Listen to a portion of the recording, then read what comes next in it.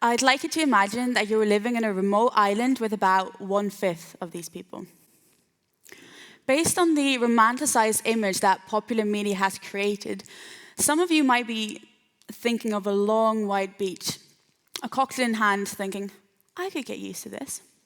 Well, the island I'm asking you to think of takes 2 days to get you from Amsterdam Airport.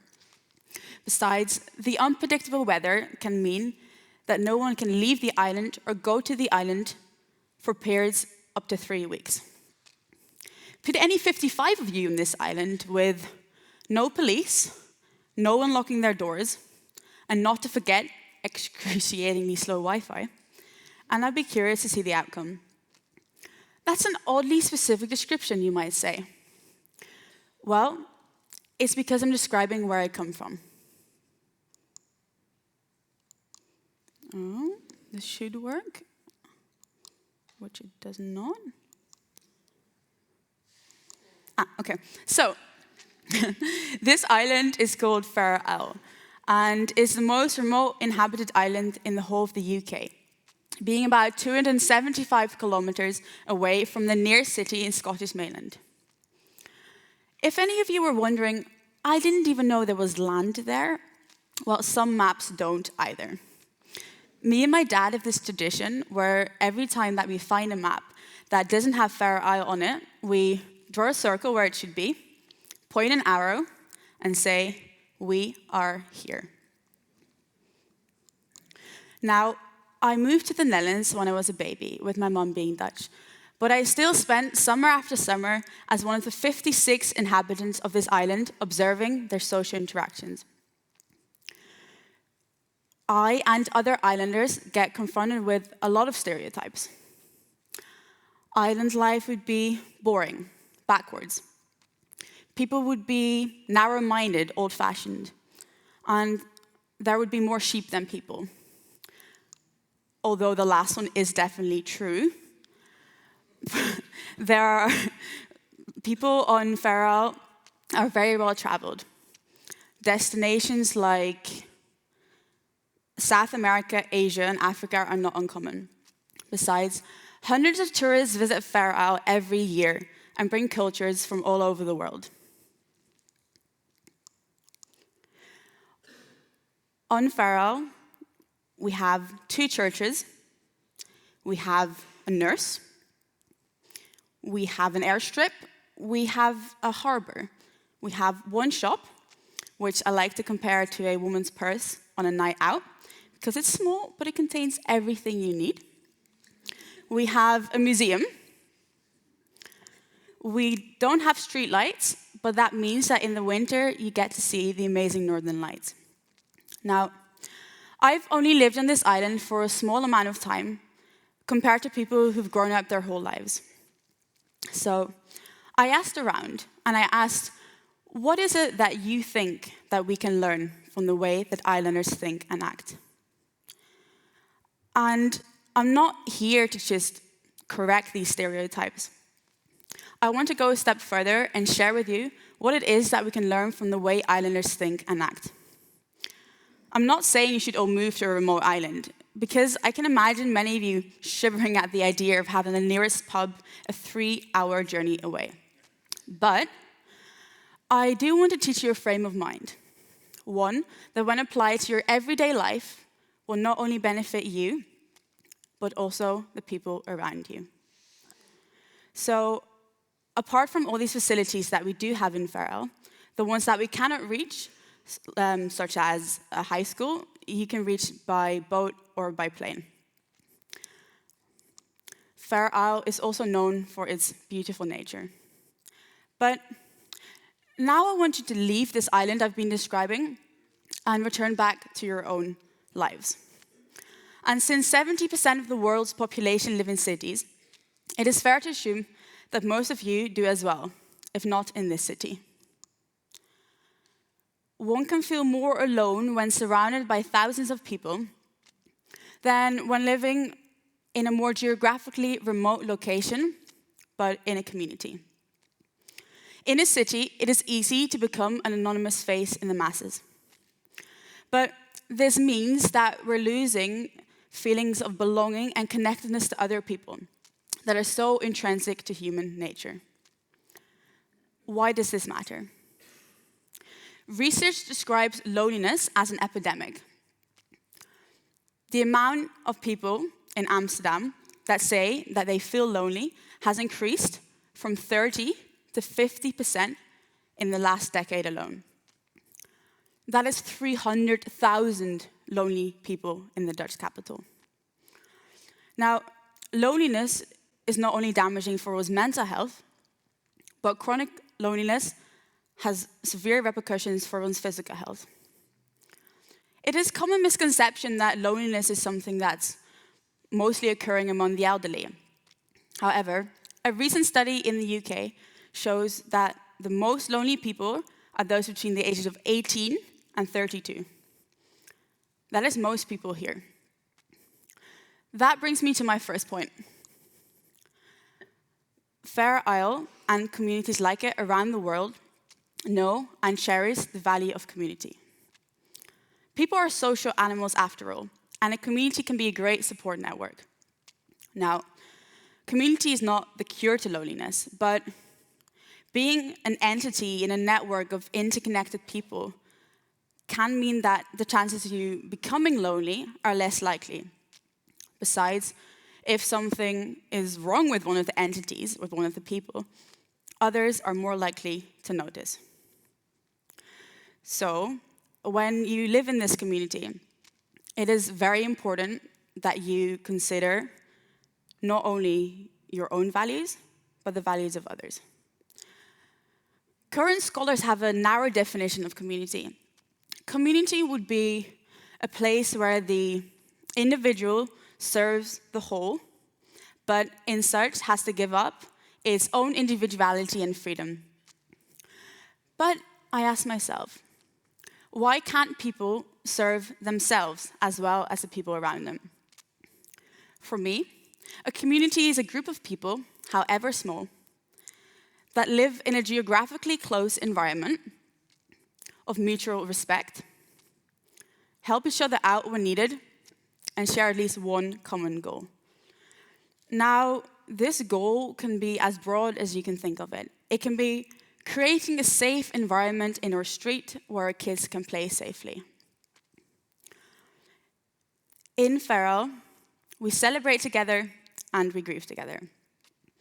I remember a wedding a couple of years ago for which everyone helped out. There was no catering company, no one got paid, but people helped out for the more altruistic reason that they knew that this wedding had an emotional value for some of the people in the community. Other people helped out because for the more selfish reason that they knew that if everyone helped, they would get a better party. Besides, in a community, you have to give to receive. It is hard work. It takes time and effort. It does not just develop overnight. On Fair Isle, we also grieve together.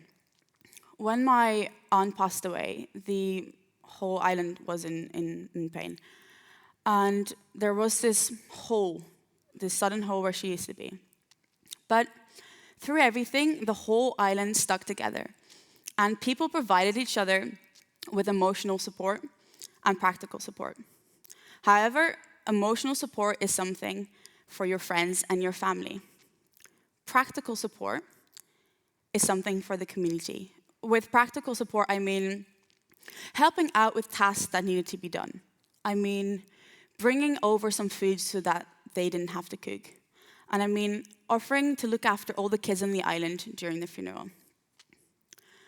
Now, you do not all have to be friends to be a community. You don't even all have to like each other. Not everyone in Ferrell likes each other. But you have to have a network, and a network that is built on trust, knowing that the people around you have your back. Now, in a city, you might not even know if your neighbor is going through a hard time. Because think about it. Do you know your neighbor's hobbies and interests? If the answer to this question is no, then how can you expect them to come to you and say that they might be in need of some extra help? If the answer is yes, the chances are still very unlikely that they'll come to you if that's not an environment you've created. So it is up to you, and you alone, to make the first move. It is up to you to go to your neighbor and say, hey, if you ever need a helping hand with something, I'm here. It's up to you to go to your neighbor who you've seen struggling with this garden house you've been wanting to build forever, and saying, hey, if you need a hand, I can help out. But it's also up to you to go to that parent that has a kid in the same class as your kid at kindergarten, and who you always see frantically running around in stress, and say, hey, if you ever need me to take care of your kid, then he can come play with mine so that you can focus on your work.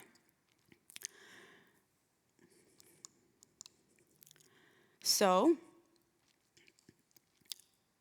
recently I was talking to a former Islander and current accredited author, and he said to me that a community only functions if people keep in mind that most of the time, most people have opinions and views that differ from their own.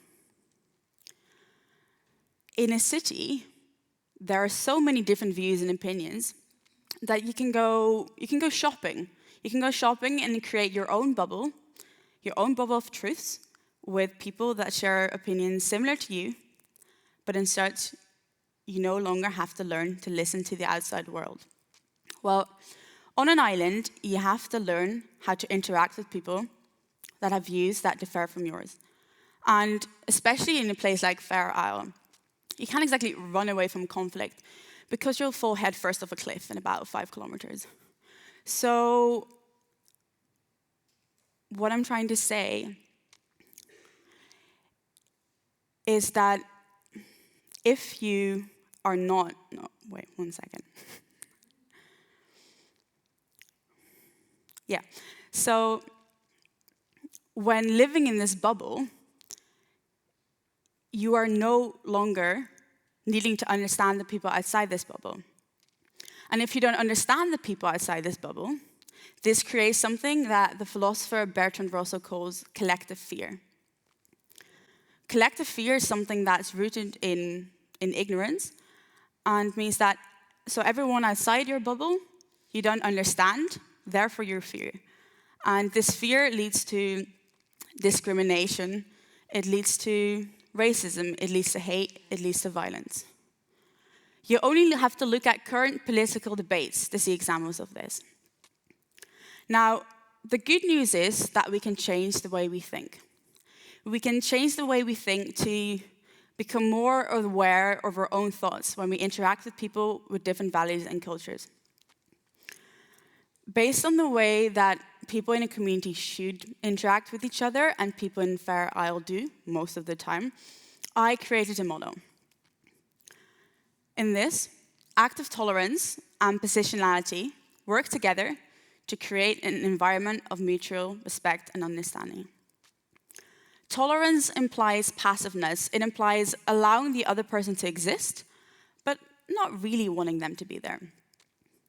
Active tolerance implies actively trying to understand where the other person is coming from and seeing it as a way to broaden your horizon, seeing it as a privilege. But it's also important to be aware of your own position, your own positionality, to be able to stand in an argument and think, what are my biases? What is the cultural context that I grew up in? But then also be able to relate that to the other person and say, hey, but what are their biases? What is their cultural context they grew up in? So asking yourself questions as, why does the other person say this? Why does the other person have this opinion? For what reason does the other person act like this? And when these two interact, we will become in an environment of mutual respect and understanding. So when you leave this island of mutual understanding that I've been trying to create, I want you to think for yourself.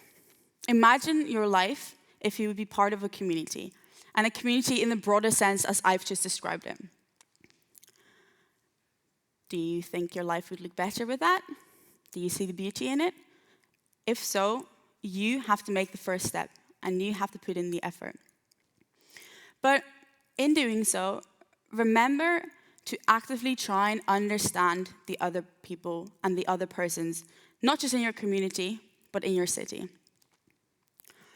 Because without active tolerance, a community can't grow. Without mutual respect and understanding, a city can't blossom. Thank you.